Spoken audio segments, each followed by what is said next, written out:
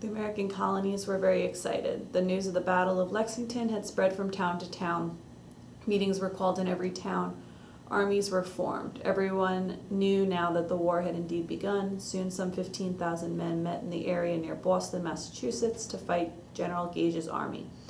All this time, the King of England was fretting because of the behavior of the American colonists. He sent over more troops. When General Gage heard of the arrival, he began to grow brave again. He sent out a message saying that if he, the colonists, would lay down their guns and say they were sorry, he would see that the king forgave them. However, he said Samuel Adams and John Hancock were past forgiveness. He said they should be hanged. Needless to say, the colonists were not all moved by this generous offer. They just kept up with their plans. On the 16th of June, a group of American soldiers were told to fortify Bunker Hill. That night, the soldiers climbed Breed's Hill, which is near Boston. Then they quietly dug ditches and put up mounds of dirt to hide behind. Imagine the surprise of the British the next morning when they looked across the water and found the Americans finishing up the night's work. The British cannon was turned upon them in vain. "We must march up the hill ourselves," said General Howe. Soon 3,000 of the troops were on the way back to the Americans. Up the hill climbed the British soldiers, firing at every step. At the top, behind the defenses, "We have to powder to waste.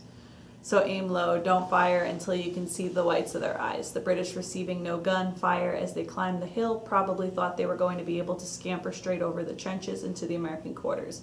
But as we know, these Americans had other plans. The redcoats had charged nearly all the way up the hill, and their waving hat plumes were nearly on a level with the hilltop. "Fire," commanded the officers. Bang, bang, bang went the 1,500 muskets. The British soldiers fell, mowed down like the grain before the scythe. Then they came again. Again, bang, bang, went the 1,500 muskets, and again the British fell back in utter dismay. It was quite a long time before they made their third attack on the hearts of the brave men within their defenses and the brave women praying from the housetops. Stop. So, just talk about how that...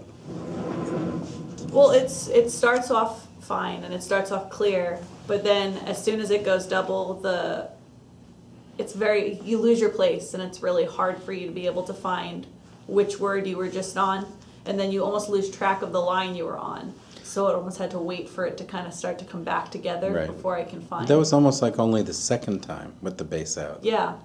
Right. So it got a little tougher. Yes. Okay. Yeah. How did the speed feel in terms The speed of... felt really good. The bass in never broke? No. Okay. So then what we might do is set that up, leave the bass in where it is, and set the bass out a little bit lower. I like this as a dynamic, as a reading act. Yeah. So...